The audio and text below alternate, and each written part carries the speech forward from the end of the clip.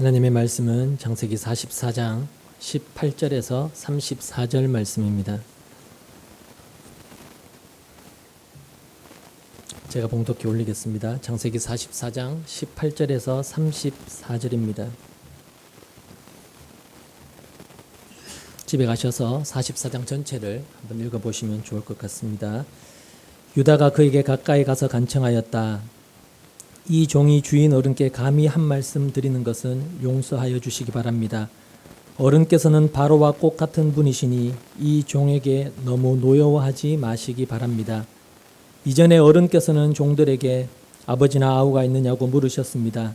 그때 종들은 늙은 아버지가 있고 그는 늙음하게 얻은 아들 하나가 있는데 그 아이와 한 어머니에게서 난 그의 친형은 죽고 그 아이만 있기 때문에 아버지가 그 아이를 무척이나 사랑한다고 말씀드렸습니다. 그때 어른께서는 종들에게 말씀하시기를 어른께서 그 아이를 직접 만나보시겠다고 데리고 오라고 하셨습니다. 그래서 종들은 어른께 그 아이는 제 아버지를 떠날 수 없으며 그 아이가 아버지 곁을 떠나면 아버지가 돌아가실 것이라고 말씀드렸습니다. 그러나 어른께서는 이 종들에게 그 막내 아우를 데리고 오지 않으면 어른의 얼굴을 다시는 못 볼 것이라고 말씀하셨습니다. 그래서 종들은 어른의 종인 저희 아버지에게 가서 어른께서 하신 말씀을 다 전하였습니다. 얼마 뒤에 종들의 아버지가 종들에게 다시 가서 먹거리를 조금 사오라고 하셨습니다만 종들은 막내 아우를 우리가 함께 보내시면 가겠지만 그렇지 않으면 갈 수도 없고 그분 얼굴을 뵐 수도 없다고 말했습니다. 그러나 어른의 종인 소인의 아버지는 이 종들에게 너희도 알지 않느냐? 이 아이의 어머니가 낳은 자식이 둘뿐인데 이 아이는 한 아이는 나가더니 돌아오지 않는다. 사나운 짐승에게 변을 당한 것이 틀림없다. 그 뒤로 나는 이 아이를 볼 수 없다. 그런데 너희가 이 아이마저 나에게서 데리고 가겠다. 이 아이마저 변을 당하기라도 하면 어찌하겠느냐. 너희는 백발이 성성하니 늙은 아버지가 슬퍼하며 죽어가는 꼴을 보겠다는 거냐 하고 걱정하였습니다. 아버지의 목숨과 이 아이의 목숨이 이렇게 얽혀 있습니다. 소인이 어른의 종 저의 아버지에게 되돌아갈 때에 우리가 이 아이를 데리고 가지 못하거나 소인의 아버지가 이 아이가 없는 것을 알면 소인의 아버지는 곧바로 숨이 넘어가고 말 것입니다. 일이 이렇게 되면 어른의 종들은 결국 백발이 성성한 아버지를 슬퍼하며 돌아가시도록 만든 꼴이 되고 맙니다. 어른의 종인 제가 소인의 아버지에게 그 아이를 안전하게 다시 데리고 오겠다는 책임을 지고 나섰습니다. 만일 이 아이를 아버지에게 다시 데리고 돌아가지 못하면 소인이 아버지 앞에서 평생 그 죄를 달게 받겠다고 다짐하고 왔습니다. 그러니 저 아이 대신에 소인을 주인 어른의 종으로 삼아 여기에 머물러 있게 해주시고 저 아이는 그의 형들과 함께 돌려보내 주시기를 바랍니다. 저 아이 없이 제가 어떻게 아버지의 얼굴을 뵙겠습니까? 그럴 수는 없습니다. 저의 아버지에게 닥칠 불행을 제가 참아 볼 수 없습니다. 아멘. 오늘 말씀이 성도된 여러분의 인생과 삶에 대한 좀 더 깊은 이해와 그리고 깨달음을 줄 수 있기를 기대하면서 말씀을 함께 나누도록 하겠습니다. 유럽의 교회와 그리고 미국의 교회가 몰락해가고 있다는 것은 어제 오늘의 이야기가 아닙니다. 특별히 영적 대각성 운동으로 한때 세계 기독교의 중심지였던 영국과 미국 교회에는 5명 중 4명꼴로 신앙생활을 포기했고 수백 년이 된 교인들이 없어서 문을 닫거나 혹은 술집이나 다른 종교의 그 건물이 팔리는 그런 일들은 이제 어제 오늘 이야기가 아닙니다. 특별히 장로교의 고향이라고 할 수 있는 영국 스코틀랜드 교회는 60년 넘도록 성도가 계속 줄어서 2023년 5월 30일 스코틀랜드 교회 총회관리위원회에 따르면 2022년 기준 스코틀랜드 교회의 교인은 27만 300명, 전년도 대비 4.7%가 또한 감소했고 2000년과 비교하면 절반 넘는 교인들이 예배당을 떠났으며 교인이 가장 많았던 1950년대와 견주면 감소율은 80%에 육박한다고 밝혔습니다.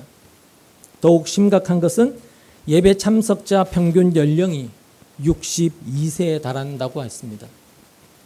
미국 교회도 비슷한 분위기입니다. 기독교 여론조사 기관 라이프웨이 리서치에 따르면 미국 최대 교단인 남침내회의 2022년 전체 교인 수는 1,322만 명, 전년도 대비 3%가 줄었고 1970년대 이후 가장 작은 교인 수를 기록하고 있으며 교인이 가장 많았던 2006년과 비교하면 5명 가운데 1명이 교회를 떠난 셈이라고 밝혔습니다. 기독교 선진국이라고 자부했던 그런 유럽과 미국 교회 교인들에게 도대체 무슨 일이 일어난 걸까요? 그들에게 물었습니다. 하나님은 내 삶에 중요하지 않아? 라는 이 질문에 영국인 절반 이상이 57%가 달하는 수치가 고개를 끄덕였습니다. 하나님은 내 삶에 그렇게 중요하지 않다는 것이죠. 2000년에 비해서 2배 이상이 증가해서 사상 최고치를 기록했다고 영국 킹스 칼리지 런던 정책 연구소가 발표했습니다. 신을 믿는다라고 답한 이는 49%로 절반도 안 되고 이 역시 2000년 75%보다 확연히 감소된 수치라고 밝혔습니다. 하나님을 믿는다고 하는 사람들 중에도 6명 중 1명만 매일 기도한다라고 답했고 4명은 거의 전혀 기도하지 않는다라고 응답했습니다. 매주 주일 예배를 참석하는 인원은 10명 중에 1명에 그쳤고 1년에 한 번도 교회에 안 가는 인원은 무려 10명 중 7명이었다라고 밝혔습니다. 미국도 크게 다르지 않습니다. 전국 여론조사 센터가 2022년 발표한 일반 사회 조사를 보면 미국인 절반 49.6%만 하나님의 존재를 확신한다라고 답했습니다. 이 수치는 역대 최저치였고 그 비율은 갈수록 점점 줄어들고 있다고 합니다. 갈수록 미국 시민들 중에 무신론자들이 기하급수적으로 늘어나고 있다는 셈인 것이죠. 이러한 상황에 대해 깨어있는 목회자들은 한결같이 대답은 이렇습니다. 기독교 선진국이라고 여겼던 유럽과 미국의 교회가 언제부턴가 십자가 복음의 능력을 외면하고 설교가 인간 중심으로 세속화되면서부터 그렇게 쇠퇴하게 되었다라는 것입니다. 신자들이 십자가 복음을 자신의 힘의 유일한 근거로 삼기보다는 삶의 풍요로움과 윤택함을 삶의 목적으로 삼게 되자 복음은 힘을 잃어버렸고 결국 영적 아사 상태로 신자들이 내몰리게 되었다는 것이죠. 예수 그리스도의 십자가 복음은 성도와 교회의 지향점이 자기 부인과 십자가임을 분명히 말씀하는데 교회와 신자는 세상의 풍요를 쫓느라 하나님의 말씀을 왜곡하기 시작했고 성공주의와 물질주의를 추구하기 시작하면서부터 하나님의 생명력이라고 하는 그 힘, 진정한 힘의 근원을 잃어버리게 된 것이라는 거죠. 문제는 오늘날 한국 교회 신자들도 이런 유럽이나 미국 교회 신자들과 정확하게 같은 모습으로 가고 있다는 겁니다. 극심한 기복주의와 성공주의와 물질주의에 잠식되어 버린 신자들의 모습은 정말 주님 오실 날이 얼마 남지 않았겠구나라는 생각을 들게 합니다. 이런 기복주의와 성공주의와 물질주의와 세속주의가 우리가 겉으로 보기에는 사람들이 좋아하고 사람들로부터 인기를 얻지만 결국 하나님이 목적하신 그 목적지와 다른 곳을 향해 가는 교회와 신자는 역사가 증명해 주듯이 결국 이름도 없이 사라질 뿐만 아니라 그리스도의 심판대 앞에서 슬피 우는 그런 일들을 직면하게 될 것이라는 거죠. 다시 한번 말씀드리지만 성도의 목적지는 이 세상에서의 성공이나 소원 성취가 아니라 완전한 자기 부인입니다. 완전한 자기 부인이야말로 성도의 진정한 성공입니다.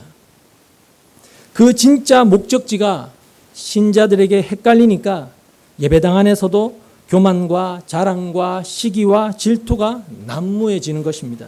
심지어 교회에서도 기도만 하면 네가 원하는 것 다 이룰 수 있다고, 헌금만 하면, 봉사만 하면, 헌신만 하면 네가 낸 것에 하나님이 갑절 30배, 60배, 100배로 갚아주신다고 가르치고, 또 그렇게 실제로 믿는 사람들이 신자들 중에 대부분입니다. 근데 이런 신앙의 중심에는 누가 있는 건가요? 하나님이 아니라 내가 있는 것입니다. 그걸 미신이라고 하는 것이죠.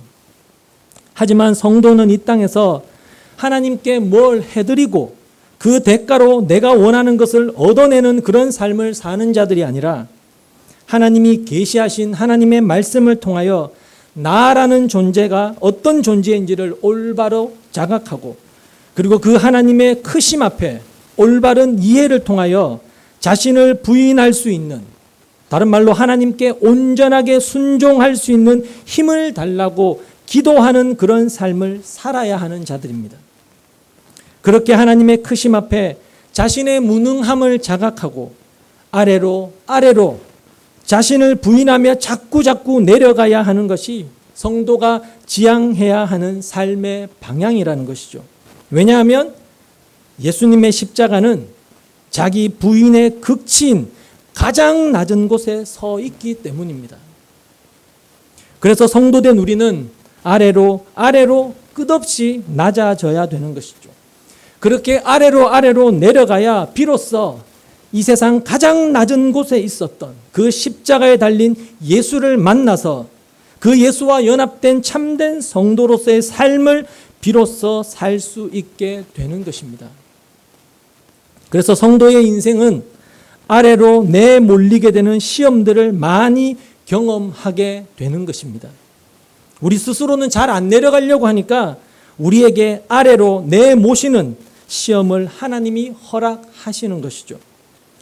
그러나 타락한 죄인은, 아니 구원받은 성도조차도 자신과 하나님에 대한 이해가 부족해질 때는 끊임없이 자기가 신이 되려고 하나님 자리로 끊임없이 올라가려고 한다라는 것입니다.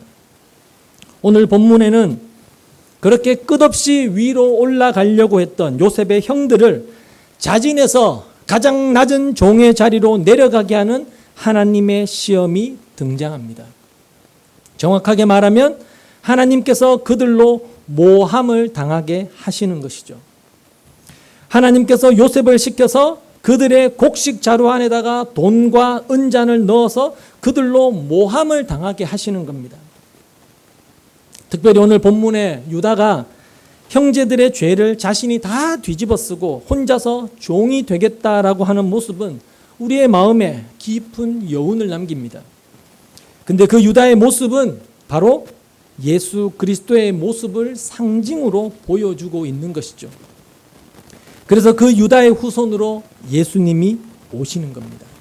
거기에 대해서는 다음 주에 우리가 좀 살펴보도록 하고, 오늘은 왜 하나님은 성도들의 삶에 직접 개입하셔서 이런 모함까지 당하게 하시면서 그들을 가장 낮은 종의 자리로 몰아가시는가에 대해서 좀 살펴보려고 합니다.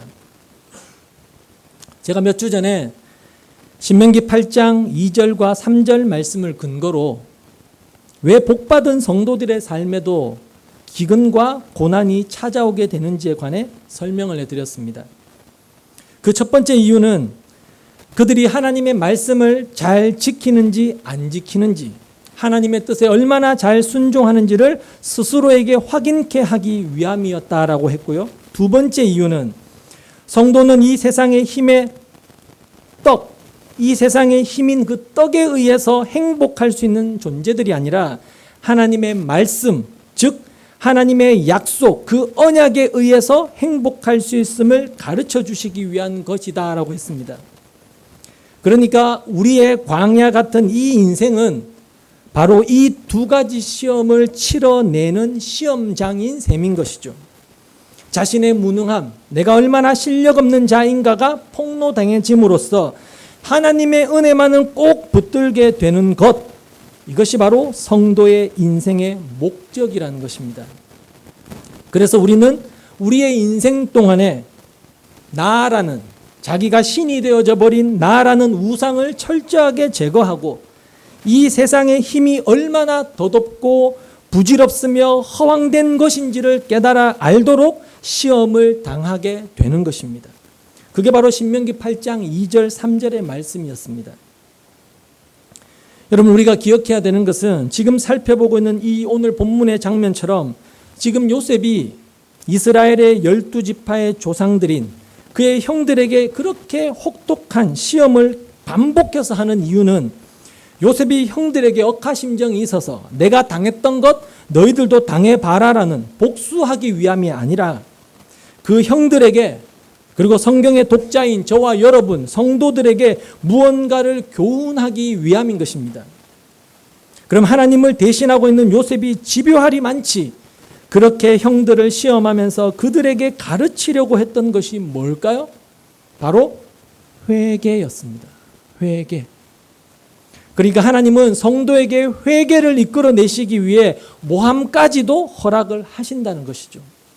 철저한 자기 부인의 결과로 인한 그 종의 자리로 낮아지게 하는 것이 요셉의 형들에게 쏟아진 시험의 이유이며 목적이었습니다. 자신들의 유익을 위해 동생까지도 죽이려고 했던 그 형들에게 자신들의 죄를 철저하게 직시하게 하고 그들을 종의 자리로 내려앉히기 위한 시험이었던 것이죠. 그런데 처음에는 야곱과 요셉의 형들은 바로 회개의 자리로 내려가지 않고 예물로 그 문제를 해결하려고 합니다. 세상적 방법인 것이죠. 우리가 지난주에 살펴보았던 창세기 43장 11절에 보면 요셉의 형들이 아버지 야곱의 말을 듣고 요셉에게 많은 예물을 가지고 올라갑니다. 그러나 요셉은 형들이 가지고 온 예물이나 그 정성에 전혀 신경을 쓰지 않죠. 반가워하지 않습니다. 별로 관심이 없습니다. 애굽 총리에게 그들이 가져온 그 예물이 뭐 어떤 가치가 될 수 있겠습니까? 전혀 가치 있는 것이 될 수가 없죠. 이미 애굽의 총리로서 전 세계에 속한 모든 좋은 것들을 다 소유한 요셉은 형들의 예물을 원하는 것이 아니라 형들의 회개와 낮아짐이 요셉의 목표였던 것입니다. 그래서 그런 예물은 거들떠보지도 않고 계속해서 반복적으로 그들을 시험하고 모함에 갔던 것입니다. 마찬가지라는 거죠. 하나님은 우리에게 우리가 바치는 예물을 원하시지 않습니다. 이 세상 모든 것이 다 하나님의 것인데 여러분, 우리가 뭘 하나님께 드려서 하나님을 기쁘시게 해드릴 수 있단 말입니까? 하나님은 이스라엘을 향해서도 일찍 이렇게 말씀하셨어요. 모든 게 내 건데 너희가 나한테 뭘 해줄 수 있다고 생각하느냐라고 말씀을 하셨단 말입니다. 하나님은 우리의 자기 부인과 낮아짐과 십자가의 삶, 즉 자발적인 하나님의 종으로서의 삶을 원하시는 것이지 절대 우리의 도움이나 우리의 공로나 우리의 업적이나 우리가 내는 돈을 원하시는 분이 아니라는 겁니다. 그런 건 하나님의 종된 자로서의 자발적인 열매로 나타나야 하는 것이지 하나님의 요구가 결단코 아닙니다. 나를 부인해 가는 과정에서 내가 부인되어지는 만큼 하나님 앞에 구체적으로 어떤 현상으로 나타나는 것이 헌금이고 봉사고 구제고 선교고 전도고 예배인 것이지 그것 자체가 하나님이 요구하는 것이 아니라는 것입니다. 한번 확인해 볼까요? 이사야서 1장 11절 말씀을 한번 찾아보시죠. 하나님이 친히 이렇게 말씀하시는 겁니다. 이사야서 1장 11절입니다.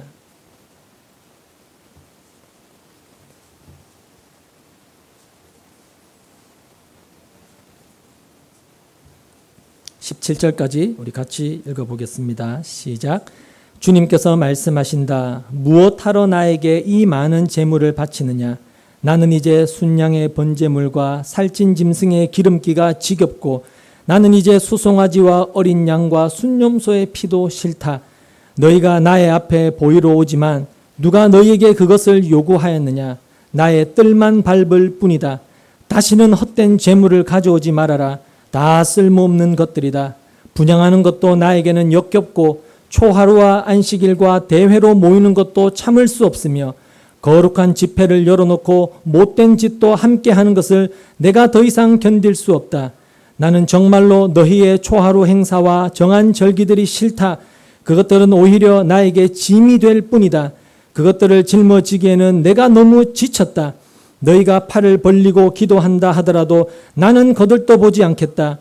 너희가 아무리 많이 기도를 한다 하여도 나는 듣지 않겠다. 너희의 손에는 피가 가득하다. 너희는 씻어라. 스스로 정결하게 하여라. 내가 보는 앞에서 너희의 악한 행실을 버려라. 악한 일을 그치고 옳은 일을 하는 것을 배워라. 정의를 찾아라. 억압받는 사람을 도와주어라. 고아의 송사를 변호하여 주고 과부의 송사를 변론하여 주어라.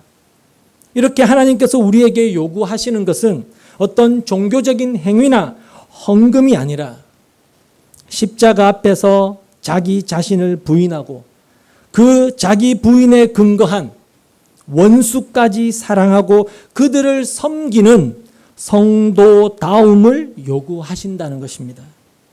우리의 종교 행위나 헌금이나 봉사나 구제나 섬김은 자신이 부인된 하나님의 종된 자로서의 당연하고 자발적인 열매로 맺혀져야 하는 것이지 구원받은 조건으로서, 구원받기 위한 조건으로서 하나님이 요구하시는 것이 아니라는 것입니다. 이와 같이 요셉이 형들을 시험하여 그들에게 바랬던 것은 예물이 아니라 형들로 하여금 자신의 행위가 어떠한 것이었는지를 깨닫게 하고 그 일을 진심으로 회개하는 것이었습니다. 그렇게 함으로 해서 자신들이 요셉에게 했던 그런 일들을 깨닫고 자신들은 종이 되어도 마땅한 자다라는 자기 부인의 자리로 그들을 인도하려 했던 것입니다. 그리고 동생을 팔아서라도 자신의 유익과 욕구만을 채우려고 했던 형들이 그런 자발적인 종의 자리로 내려가는 일이 무엇을 통해서 이루어지게 된다고요? 기근과 시험과 모함을 통해서 이루어지게 된다는 것입니다. 이렇게 하나님은 우리의 업적이나 공로, 우리가 내어놓는 착하고 선한 삶 등을 우리의 인생 속에서 요구하시는 분이 아닙니다. 그건 부차적인 거라는 거죠.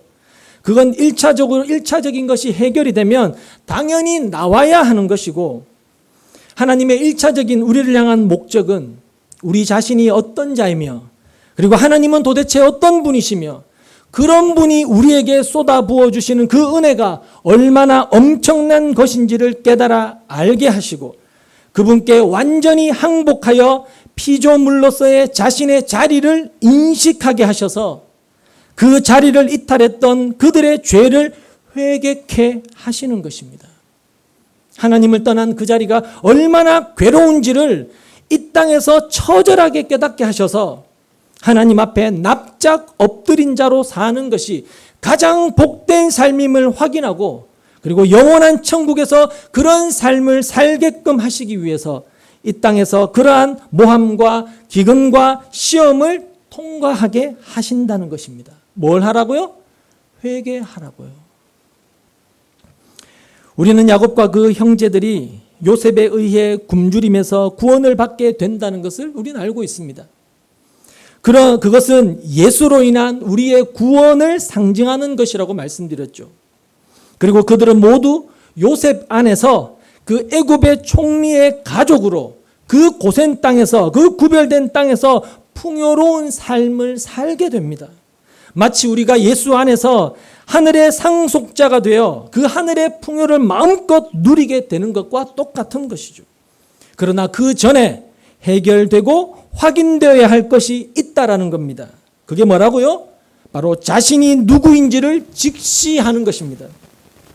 그럼에도 불구하고 이런 나에게 부어주시는 그 하나님의 은혜와 사랑을 깨닫는 것이죠.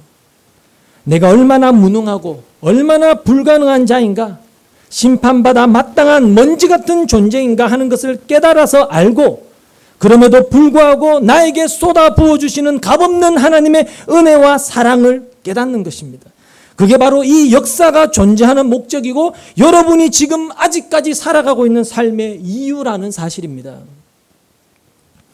다시 한번 신명기 8장으로 가셔서 하나님께서 우리를 시험하셔서 종의 자리로 내모시는 목적에 대해서 조금 더 부연으로 살펴보도록 하겠습니다. 신명기 8장입니다.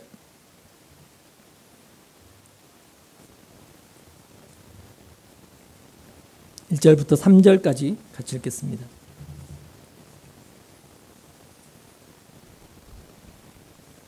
같이 읽죠. 당신들은 오늘 내가 당신들에게 명하는 모든 명령을 잘 지키십시오. 그러면 당신들이 살아서 번성할 것이며 주님께서 당신들 조상에게 약속하신 땅에 들어가서 그 땅을 차지할 것입니다. 당신들이 광야를 지나온 40년 동안 주 당신들의 하나님이 당신들을 어떻게 인도하셨는지를 기억하십시오. 그렇게 오랫동안 당신들을 광야에 머물게 하신 것은 당신들을 단련시키고 시험하셔서 당신들이 하나님의 계명을 지키는지 안 지키는지 당신들의 마음속을 알아보려는 것이었습니다. 주님께서 당신들을 낮추시고 굶기시다가 당신들도 알지 못하고 당신들의 조상도 알지 못하는 만나를 먹이셨는데 이것은 사람이 먹는 것으로만 사는 것이 아니라 주님의 입에서 나오는 모든 말씀으로 산다는 것을 당신들에게 알려주시려는 것이었습니다. 2절을 보시면 성도의 광야 같은 인생을 단련시키심, 시험하심이라고 하고 있고요. 그리고 3절에는 낮추시고 굶기심이라고 합니다. 그러니까 광야, 즉 성도의 인생은 하나님께서 낮추시고 시험하시고 굶기시기도 하시고 단련하시는 것으로 정의할 수 있습니다. 그렇죠? 그게 성도된 여러분의 인생에 대한 성경적 정의입니다. 이걸 기억하셔야 됩니다.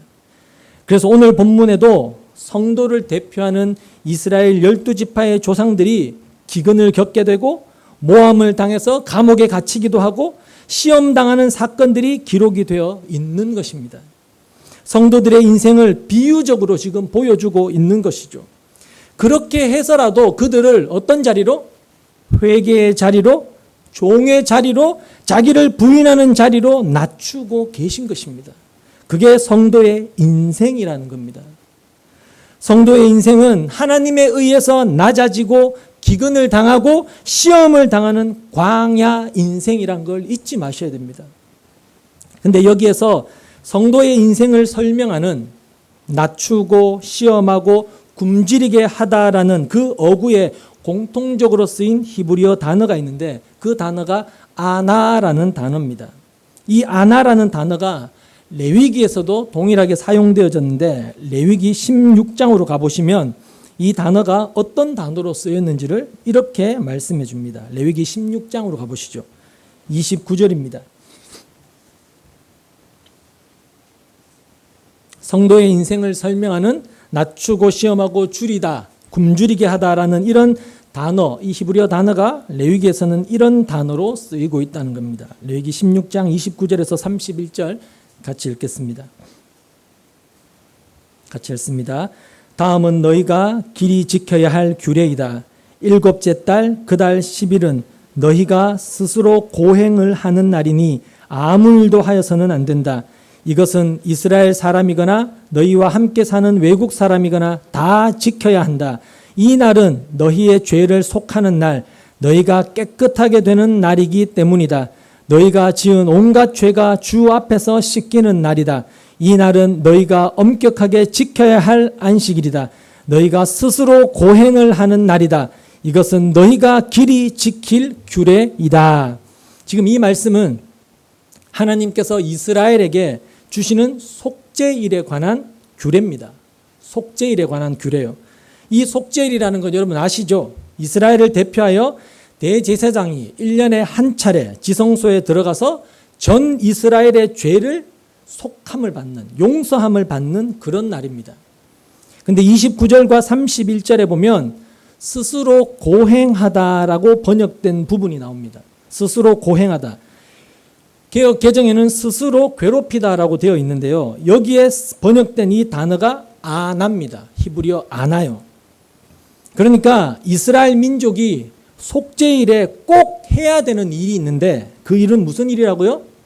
스스로 고행하는 일입니다. 스스로를 괴롭게 하는 일입니다. 스스로 고행하고 괴롭히는 일이 뭘까요? 금식하며 회개하는 것입니다. 금식하며 회개하는 것. 근데 속죄일에 스스로 괴롭게 하는 것, 스스로 고행하는 것, 즉 금식은 하나님이 정하신 규례입니다. 율법이에요. 그러니까 이스라엘 민족의 죄가 사해지는 그 속죄일에는 반드시 이스라엘 민족은 뭘 해야 돼요? 금식하며 회개를 해야만 했습니다. 안 하면 어떻게 된다고요? 죽는 겁니다. 율법이고 규례이기 때문에요. 여러분 이건 뭘 의미하는가 하면 성도가 죄사함을 받기 위해서는, 다른 말로 우리가 구원에 이르기 위해서는 반드시 뭐가 필요하다고요? 금식과 회개의 과정, 즉 낮아지고 시험당하고 굶주리게 되는 그 광야의 여정을 꼭 거쳐야 한다라는 것을 상징적으로 표현하고 있는 것입니다. 그러니까 속죄일에 행하는 금식이란 곧 성도가 자신의 죄를 회개하며 구원의 완성을 향하여 걸어가야 할 광야 여정, 여러분의 인생을 상징하는 것입니다. 구약 성경에는 금식하는 행위를 가리키는 단어들이 여러 개가 나오는데요. 그것들을 다 종합해 보면 구약 성경에서 쓰이는 금식이란 단어는 결국 굶주리다, 그리고 자신을 괴롭게 하다, 낮추다, 겸손하게 하다라는 뜻을 가진 것으로서 성도의 광야 같은 인생을 그 단어 속에 함축하고 있는 것입니다. 우리가 조금 전에 읽었던 신명기 8장에서 낮추게도 하고 그리고 굶기기도 하는 것, 그 광야, 즉 성도의 인생, 그거라고 했죠. 그러니까 금식은 곧 성도의 인생, 금식과 회개는 곧 성도의 인생이라는 이야기가 되는 겁니다. 구약의 금식은 바로 그것을 상징했던 것입니다. 따라서 성경에서 말하는 금식의 의미가 무엇인지를 우리가 만약에 정확하게 좀 이해를 하게 되면 왜 성도된 우리의 삶에 기근이 닥치고 배신과 그리고 모함을 당하고 심지어 감옥에 갇히기까지 하는 그런 일들이 생기는지 우리가 이해할 수 있겠죠. 아울러 왜 지금 야곱과 그리고 요셉의 형들이 굶주림으로 내몰렸고 왜 요셉이 일부러 형들을 모함하고 옥에 가두는 그런 일을 하는 것인지도 분명하게 알 수 있게 되는 것이죠. 성경에서 하나님이 이스라엘에게 금식해라라고 율법으로 명령하신 곳은 단 한 곳밖에 없습니다. 성경에 보면 많은 금식하는 이야기들이 나오는데 그런 사건들은 전부 다 사람들이 자발적으로 금식을 한 것이지만 하나님이 명령을 하신 금식은 아니었습니다. 그럼 단 한 번 하나님이 금식을 명하신 곳이 어디냐? 바로 우리가 조금 전에 읽었던 레위기 16장의 속죄일에 관한 규례입니다. 그리고 속죄일이 뭐라고 했나요? 대제사장이 1년에 한 번 지성소 들어가서 온 이스라엘 백성들의 죄를 용서함 받는 그런 날이라고 했죠. 그리고 그날에는 읽어보시면 아시지만 아사셀이라는 염소, 그 염소가 이스라엘의 모든 죄를 짊어지고 광야로 내보내지는 그런 날이기도 합니다. 거기에서 나오는 아사셀은 누구를 상징하는 걸까요? 예수님의 모습을 상징적으로 보여주는 것입니다. 그러니까 여러분 속죄일이라는 것은 십자가와 예수를 고스란히 담고 있는 것입니다. 하나님은 바로 그날 하루 이스라엘에게 공식적인 금식을 명령하셨던 겁니다. 그러니까 금식이라는 것은, 금식과 회개라는 것은 죄와 그리고 그 죄의 열매로, 결과로 인한 슬픔, 고통 혹은 회개, 그리고 그 죄로 말미암아 파괴되어진 것들이 회복될 것에 대한 소망, 이런 것과 관련된 행위가 금식이었던 것입니다. 그렇게 죄사함을 위해서, 우리의 구원을 위해서는 반드시 금식이 선행되어야 했던 겁니다. 금식하며 회개가 선행되어져야 했던 것이죠. 이것을 성도된 지금 우리에게 적용하면 성도의 완성의 자리, 완전한 죄사함과 구원의 자리에 이르기 위해서는 반드시 낮추고 시험하고 굶주리게 되는 그 성도의 광야 여정, 즉 금식과 회개의 과정이 선행되어야 한다는 것입니다. 그러니까 금식은 가나안이라는 그 하나님 나라로 향하는, 구원의 완성으로 향하는 성도들의 필연적 과정이라는 것이죠. 그것을 가르치시기 위해 이스라엘의 죄가 사해지는 속죄일에 이스라엘에게 금식이 요구되어졌던 것입니다. 이스라엘은 그날 금식하면서 밥을 굶는 그 하루의 그 기근을 통해서 죄가 만들어 놓은 인간의 고통을 경험하게 되죠. 밥을 굶으면 고통스럽잖아요.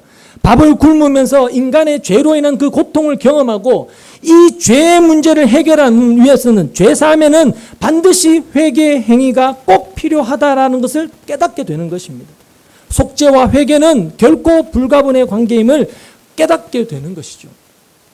아울러 그렇게 주어지는 속죄, 즉 구원은 이 세상의 힘을 상징하는 밥, 곡기, 밥에 의해서가 아니라 하나님에 의해서만 주어지게 되는 것임을 배우게 되는 것입니다. 그래서 밥을 굶는 겁니다. 그것이 금식이며 그것이 성도의 인생이라는 것이죠. 그래서 여러분의 삶 속에 금식 같은 인생의 기근이 가끔씩 찾아오는 것이고, 금식 같은 시험이, 금식 같은 모함이, 금식 같은 낮아짐이 찾아오게 되는 것입니다. 따라서 금식은 절대 자기가 원하는 것을 얻어내기 위해서 그냥 밥을 무턱대고 굶으면서까지 치성을 바치는 그런 무속신앙적 행위가 아니라는 것입니다. 밥 굶고 뗐으면 하나님이 내가 원하는 거 주시는 그런 게 금식이 아니라는 것이죠. 그러니까 성도의 인생 여정, 즉 신앙생활은 한마디로 하면 무슨 삶이에요? 금식의 삶이며, 성도는 그 광야의 시험, 즉 자신을 낮추시고 줄이게 하시고 시험하시는 그 금식의 삶을 통과해 가면서 자신의 교만을 내려놓게 되고, 다른 말로 자기 힘으로는 하나님의 말씀을 절대로 지킬 수 없음을 깨닫고 회개함으로 자신을 부인하게 되고, 그리고 행복과 영원한 안식에 이르는 길은 유일하게 하나님의 약속, 하나님의 말씀을 의지하여 믿음으로만 도달할 수 있음을 배우게 되는 것입니다. 그래서 하나님께서 당신의 백성들에게 금식을 명령하셨던 것입니다. 그러니까 금식은 풍요의 가나안으로 가는 성도들의 필연적으로 통과해야 될 과정이라는 것입니다. 그 말은 다른 말로 여러분의 삶에 지금 금식의 삶, 기근의 삶, 모함의 삶, 시험의 삶이 나타나고 있다는 것은 여러분이 지금 가나안으로, 하나님 나라로 가고 있다는 증거지, 여러분이 하나님께 저주받아서 외면당하고 있다는 그런 뜻이 절대로 아니라는 것입니다. 물론 성도된 여러분이 여전히 자기가 신이 되어서 고집을 부리고 자기가 신처럼 자기 뜻대로 자기가 원하는 대로 살려고 하면 하나님이 인생 채찍과 사람 막대기를 드셔서 혼을 내시기도 하시지만, 그것 자체가 하나님의 저주거나 여러분이 하나님께 버림받은 증거가 아니라는 것입니다. 거기에서 우리는 계속 아래로 내려가서 그 십자가에 달려있는 그 예수를 만나서 그분과 하나가 되어지면 되는 것입니다. 그게 바로 성도의 인생이라는 것입니다. 요엘서 2장 말씀으로 한번 찾아볼까요? 요엘서 2장입니다.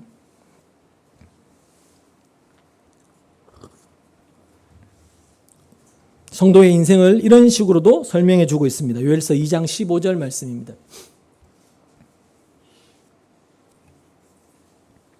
제가 읽겠습니다. 보십시오. 요엘서 2장 15절입니다. 너희는 시온에서 뿔나팔을 불어라.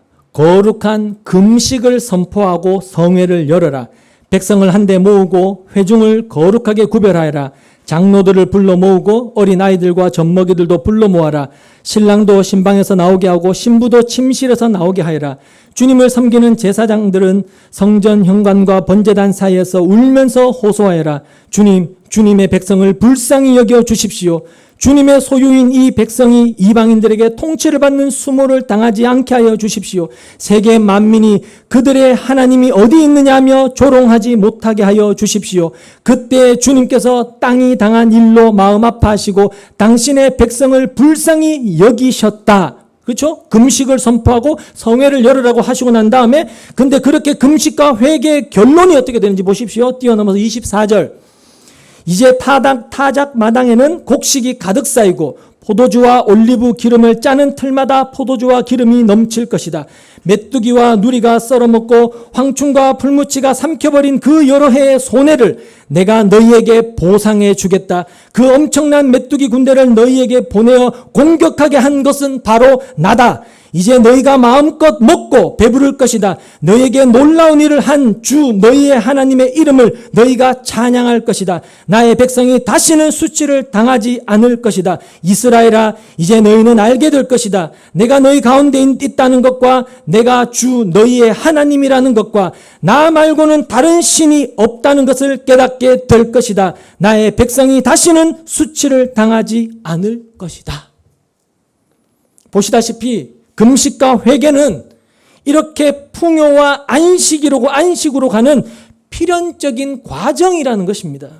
따라서 여러분의 인생 여정 속에서 여러분이 낮아지고 기근을 경험하고 모함당하고 시험을 당하는 그런 사건들을 겪지 않는다면 여러분은 금식의 삶, 회개의 삶을 살고 있지 않는 것이 되는 것이고, 그 금식의 삶을 통과하지 않는 사람은 가나안의 풍요와 그 안식에 다다를 수 없다라는 것입니다. 그래서 하나님은 요셉과 그리고 야곱과 야곱의 형들에게 기근을 통과하게 하시고 그들의 죄를 폭로시켜서 자신들의 죄를 회개하는 자리로 이끌어 가시는 것입니다. 신명기의 단어로 바꾸면 낮추시고 굶주리게 하시는 것이죠.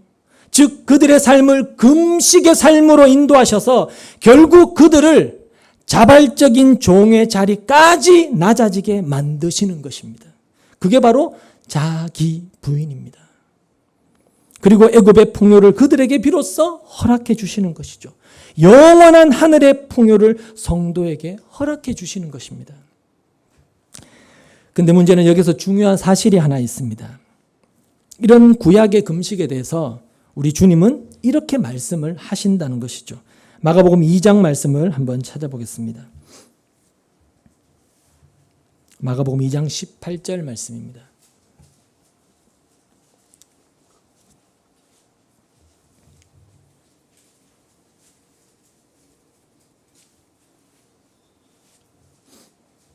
마가복음 2장 18절에서 22절 같이 읽겠습니다. 같이 읽죠.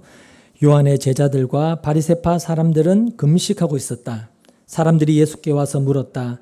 요한의 제자들과 바리새파 사람의 제자들은 금식하는데 왜 선생님의 제자들은 금식하지 않습니까?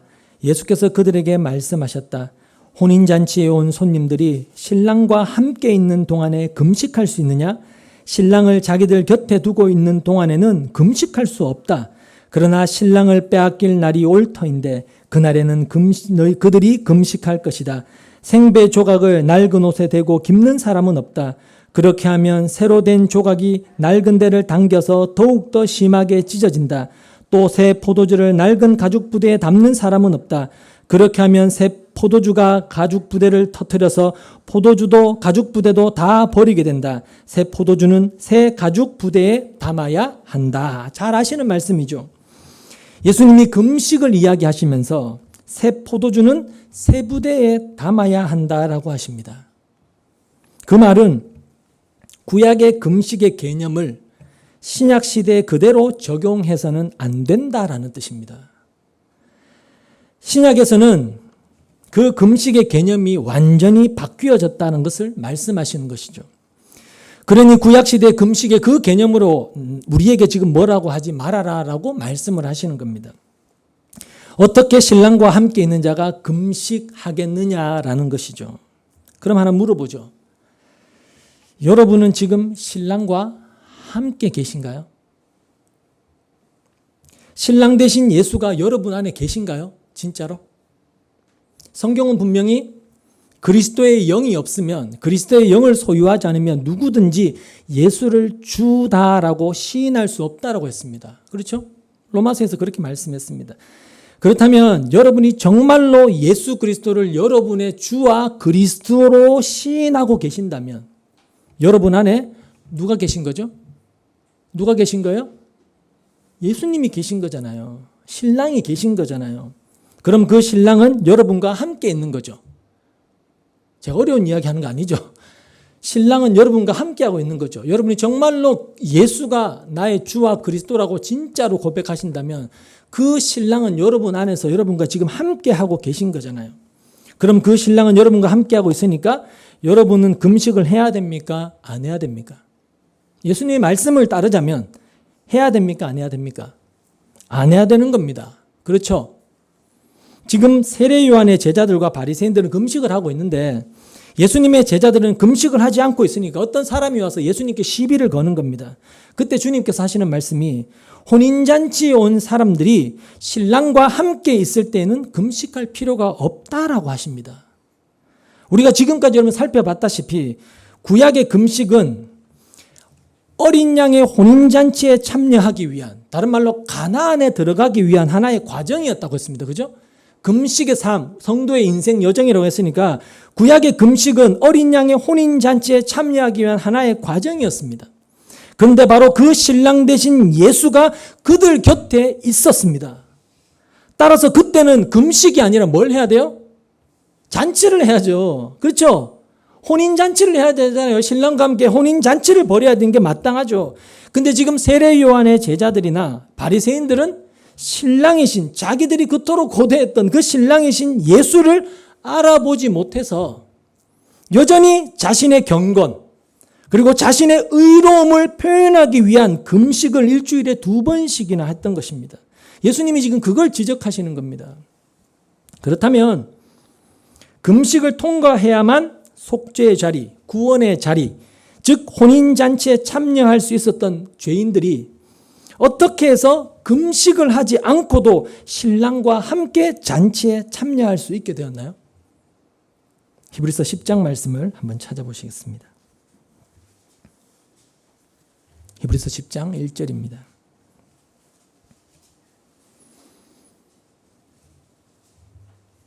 금식의 과정을 거쳐야만 혼인잔치에 가나안에 들어갈 수 있었던 죄인들이 어떻게 해서 금식하지 않고도 신랑과 함께 잔치에 참여할 수 있게 되었나?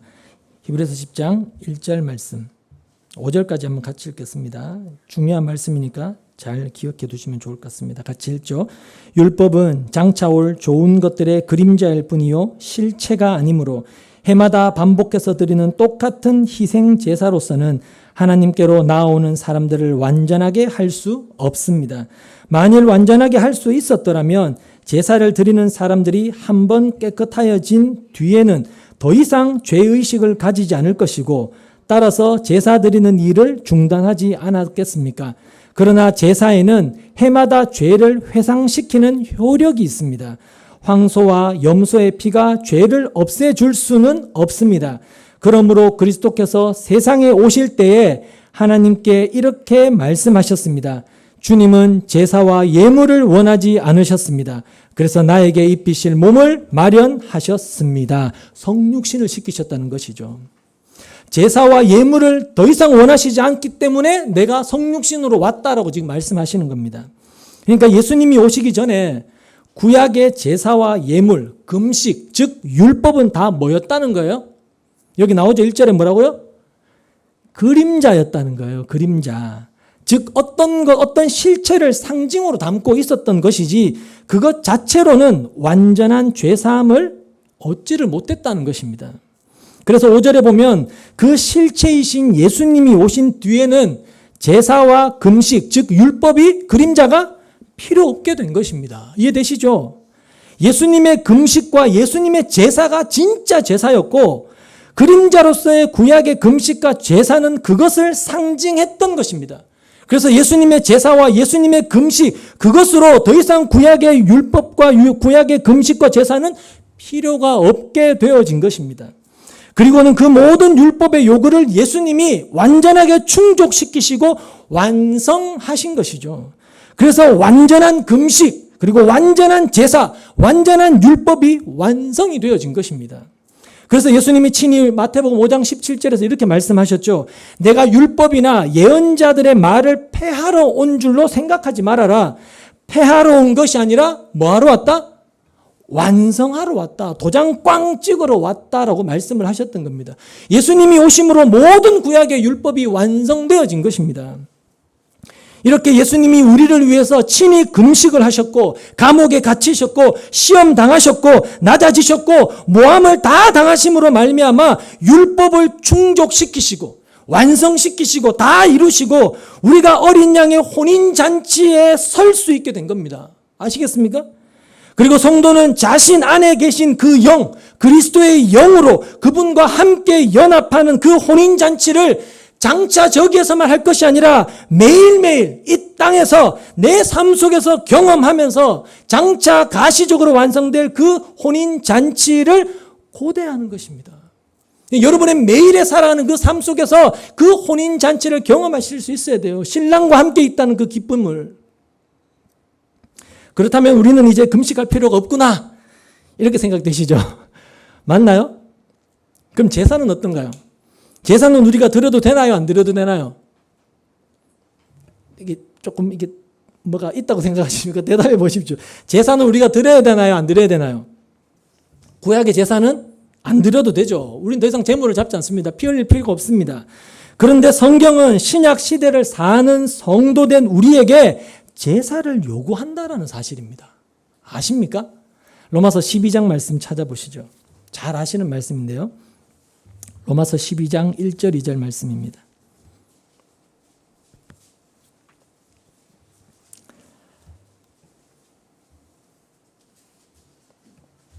같이 읽겠습니다. 로마서 12장 1절 2절입니다. 시작. 형제자매 여러분, 그러므로 나는 하나님의 자비하심을 힘입어 여러분에게 권합니다. 여러분의 몸을 하나님께서 기뻐하실 거룩한 산 제물로 드리십시오. 이것이 여러분이 드릴 합당한 예배입니다. 여러분은 이 세대의 풍조를 본받지 말고 마음을 새롭게 함으로 변화를 받아서 하나님의 선하시고 기뻐하시고 온전하신 뜻이 무엇인지를 분별하도록 하십시오. 이렇게 산 제물이 되라고 하신단 말입니다. 신약의 성도들에게 요구하신단 말이죠. 근데 그 제물은 신약 시대에 맞는 제물이어야 한다라는 겁니다. 원래 구약의 제물은 뭘 하기 위한 제물이었다고요? 죄사함을 얻기 위한 제물이었습니다. 그죠? 속죄를 얻기 위해서 다 피를 뿌렸던 것 아닙니까? 근데 예수로 인하여 죄사함을 받은 자들, 예수님이 온전하게 죄사함을 이루어내신 그러한 은혜를 받은 자들에게 또 제물이 되라고 요구하신다는 거예요. 그럼 신약 시대인 이 세 부대에 담을 그 제물은 어떤 제물일까요? 여기 나오죠? 산 제물. 즉 우리의 뭘 요구해요? 몸을 요구하신다는 겁니다. 몸을. 이 세상의 유행, 이 세상의 가치, 그런 세상의 풍조를 본받지 말고 마음을 새롭게 함으로 성령으로 거듭남으로 변화를 받아서 하나님의 백성다운 삶으로서 제물이 되라는 것입니다. 예수님의 제사를 전가받아서 내 마음이 새로워진 성도는 이제 자신의 몸을 하나님과 이웃, 심지어는 내가 좋아하는 이웃 아니에요. 원수까지도 사랑하는 제물이 되어야 한다는 것. 이게 바로 새 부대에 담는 신약의 제사란 말입니다. 그래서 히브리서 13장 16절은 성도된 우리에게 이렇게 분명히 요구하신단 말이죠. 히브리서 13장 16절 이렇게 말씀합니다. 선을 행함과 가진 것을 나누어 주기를 소홀히 하지 마십시오. 하나님께서는 이런 제사를 기뻐하십니다. 제사로 표현해요. 이게 바로 신약 시대에 요구되는 새 제사라는 겁니다. 새 부대에 담을 제사라는 거예요. 그러니 우리는 지금 제사를 지내야 하는 겁니까? 그죠? 어떻게? 나의 삶으로 선을 행하며, 여러분 선이라는 거 자꾸 도덕적 윤리적 관념으로 이해하지 마십시오. 성경이 말하는 선이라는 것은 뭐라 했나요? 하나님만 선하신 분이라고 했어요. 예수님이 그러셨잖아요. 성경이 말하는 선은 착한 일 하는 것이 아니라 하나님의 뜻에 순종함으로 그 하나님이 어떤 분이신지를 드러내는 것, 그것을 선한 행위라고 하는 겁니다. 나를 통해서 하나님이 어떤 분이신가 증명되어져 나타나는 것, 그게 선을 행하는 거예요. 그렇게 선을 행하고 또 자신의 소유를 나누어 주면서 지금도 우리는 제사를 지내야 하는 것입니다. 자기의 배만을 자기만 위해서 꽁꽁꽁 사는 게 아니라 내 것을 타인을 위해서 내어줄 수 있는 그것으로 우리는 제사를 지내야 된다는 거예요. 그럼 그 제사와 필연적으로 함께했던 금식은 어떻게 새롭게 신약의 부대에 담겨져야 할까요? 이사야 58장으로 가보시죠. 금식에 대한 대표적인 이 말씀 아실 텐데 이사야 58장 4절입니다.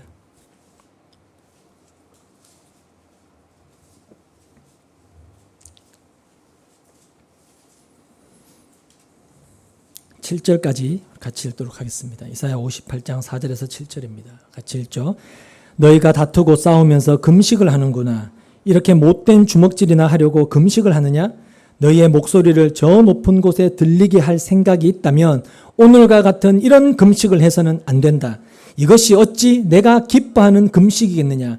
이것이 어찌 사람이 통회하며 괴로워하는 날이 되겠느냐? 머리를 갈대처럼 숙이고 굵은 배와 재를 깔고 앉는다고 해서 어찌 이것을 금식이라고 하겠으며 주님께서 너희를 기쁘게 반기실 날이라고 할 수 있겠느냐? 내가 기뻐하는 금식은 부당한 결박을 풀어주는 것, 멍에의 줄을 끌어주는 것, 압제받는 사람을 놓아주는 것, 모든 멍에를 꺾어버리는 것, 바로 이런 것들이 아니냐? 또 굶주린 사람에게 너의 먹을거리를 나누어 주는 것, 또도는 불쌍한 사람을 집에 맞아들이는 것이 아니겠느냐? 헐벗은 사람을 보았을 때는 그에게 옷을 입혀주는 것, 너의 골육을 피하여 숨지 않는 것이 아니겠느냐? 여러분, 하나님이 기뻐하시는 금식이 뭐라고 하시나요? 여기 나오죠. 부당한 결박, 즉 죄의 결박입니다. 그것을 풀어주고 죄의 결박을 풀어주고 멍에의 줄을 끌어주고 압제받는 사람들을 놓아주고 모든 멍에를 꺾어버리는 것이다 라고 하십니다.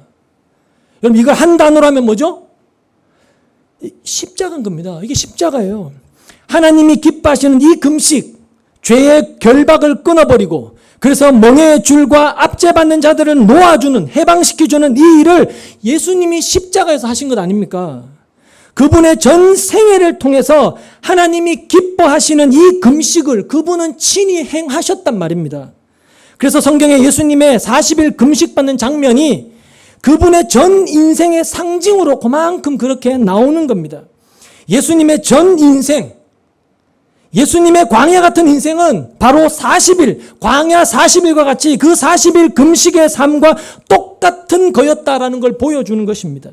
그리고는 우리가 겪어야 할 그 신명기 8장에서 모든 광야의 여정 속에서 받아야 될 그 시험, 사람은 떡으로만 사는 게 아니라 하나님을 의지하여 하나님의 말씀으로만 살아야 되는 것이다라는 그 시험을 예수님이 친히 다 이겨내셨던 겁니다. 하나님이 기뻐하시는 그 금식의 삶을 예수님이 다 행하셨던 것이죠. 그래서 이제 우리는 뭘 안 해도 된다고요? 구약에서 요구하는 금식을 하지 않아도 된단 말입니다. 그래도 죄사함을 받습니다.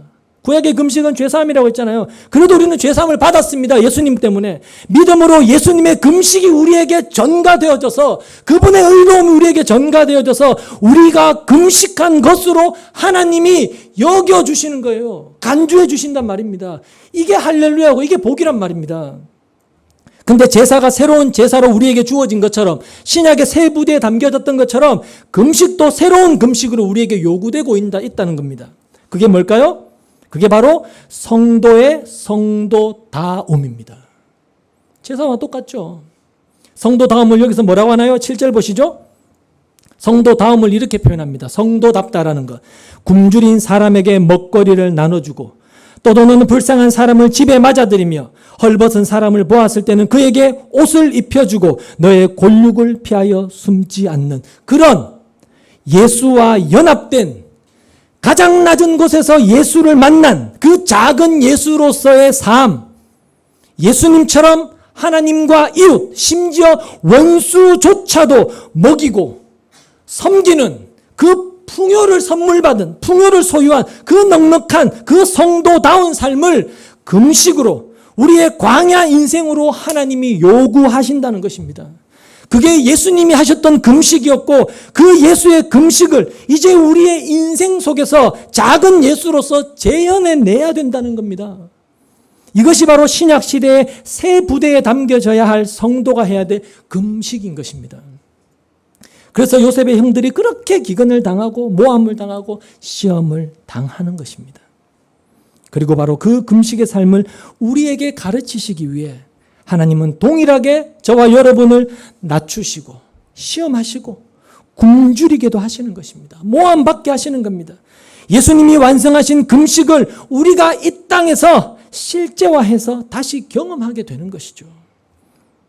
하나님은 자신이 신이 되어 살던 죄인의 삶에서 하나님과 이웃을 섬기는 종의 삶으로 우리의 삶의 방향을 바꾸시기 위해 우리의 인생 속에서 때로는 우리를 낮추시고 줄이게도 하시고 시험과 모함을 당하게도 하시는 것입니다.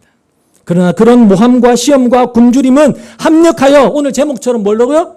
선으로 결국 된다는 것이죠. 요셉의 형들은 그 굶주림과 모함과 시험, 즉 금식의 삶, 광야의 삶을 통과한 후에 우리가 확인했지 않습니까? 애굽 총리의 가족으로서 구별된 그 고센 땅에서 복된 삶을 살 수 있었던 것처럼 우리에게도 복된 하나님의 약속의 땅, 그 가나안, 그 하나님의 나라가 약속되어 있다는 사실입니다. 하나님은 우리를 그곳으로 들이시기 위해서 우리에게 금식을, 이 광야를 허락하신 것입니다. 그러니까 뭐 하라고요? 잘 참고 인내하라고 말씀드리는 겁니다. 견뎌내시라고 말씀을 드리는 거예요. 예수님께서 이미 여러분의 굶주림, 여러분의 시험, 여러분의 모함, 여러분의 기근 싹 다 가져가셨단 말입니다. 시험에서 이기셨단 말입니다. 그래서 그런 걸 우리가 다 겪어야 가나안에 들어간다는 말이 아니라 우리는 믿음으로 이미 가나안에 들어가 있는데, 이미 가나안에 들어와서 예수님과 혼인잔치를 하고 있는데 내가 어떻게 해서 이 자리에 오게 되었는가를 경험케 하기 위해서 우리로 그런 것들을 잠깐 경험하게 하신다는 것입니다. 그러니까 그런 금식, 그런 기근, 모함 잘 참아내시라는 겁니다.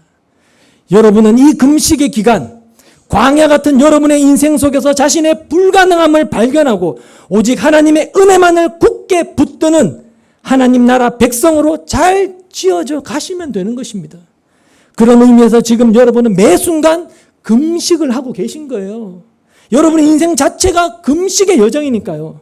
그런 이제는 그림자로서 여러분 밥 굶는 그런 금식, 그런 거 안 하셔도 됩니다. 소원 성취를 위한 금식은 더더욱 하지 마십시오. 여러분은 요셉의 형들과 같이 지금 하나님이 허락하시고 계신 그 시험, 모함, 기근을 통해 매 순간 예수가 있는 가장 낮은 곳으로 내려가고 계신 복된 성도입니다. 여러분 이걸 기뻐하십시오. 그 인생을 여러분 절대 손해라고 여기지 마십시오. 하나님은 왜 내 인생에 이런 것들만 허락하실까? 왜 내 옆에 이런 사람들을 자꾸만 두실까? 여러분 손해 아닙니다. 절대 손해 아닙니다. 여러분에게 너무나 큰 것 주시기 위해서 여러분에게 아주 그 작은 것 가져가시는 것 뿐이라는 거예요. 여러분 1만 달란트 빚진 자와 100데나리온 빚진 자 비유 아시죠? 그 비유가 바로 이 이야기입니다. 그 비유는 하나님께서 우리에게 부어주신 그 구원의 은혜는 1만 달란트, 즉 상상할 수 없는 크기의 은혜인 반면에 저와 여러분이 이 세상에서 겪고 손해보고 기근과 모함과 시험, 모든 손해의 총액이 겨우 100데나리온에 불과하다는 것입니다. 그런 비유입니다. 여러분 천억입니다. 1000억을 공짜로 받은 사람이 단돈 10만 원 잃어버렸다고 해서 슬퍼하겠습니까? 누가 나에게 1000억짜리 수표를 공짜로 줬는데 근데 10만 원 들어있던 내 지갑을 누가 소매치기 해서 갔다고 해서 내가 울고 불고 하면 그 사람을 원망하고 그 사람 저주하고 그 사람 잡아서 1000억 했다라고 하실 그런 분들 계시겠습니까?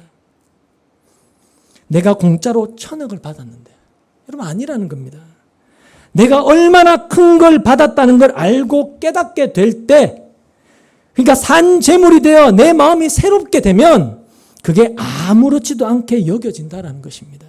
마찬가지로 여러분 우리가 받은 그 구원, 그 영생, 그 어린 양의 혼인잔치에 참여하게 된 그 영광, 이 복이 얼마나 값진 것인지 아는 사람은 그 1000억 앞에서의 10만 원에 불과한 이 세상의 손해쯤, 오해쯤, 모함쯤, 고난쯤, 핍박쯤 웃으면서 감내할 수 있다는 것이죠. 그러니 뭐 하라고요? 잘 참으시라는 겁니다. 인내하시라는 겁니다. 견뎌내시라는 거예요. 여러분은 이 세상 누구보다도 큰 복을 받으신 분들이기 때문입니다. 여러분은 이 세상 그 무엇으로도 살 수 없는 그 영생을 거저 받으신 분 아닙니까? 근데 지금 여러분이 누구를 부러워하고 누구를 원망한단 말입니까? 지금 당하는 이 금식의 삶, 기근의 삶, 시험의 삶, 모함의 삶, 다 무엇을 위해 주어지는 것이라고요? 가나안을 위해 주어지는 것이니까 합력하여 선을 이루어 내시는 중이니까 잘 견뎌내십시오. 여러분 조금만 더 견디시면 이 길 끝에 여러분을 기다리고 계실 그 주님을 대면하게 될 것이고 그분 안에서 영원토록 풍성한 삶을 누리며 살게 될 것입니다. 여러분 이 진리가 여러분에게 이론이 아닌 여러분의 실제가 되기를 간절히 소망하고 기도합니다. 기도하겠습니다.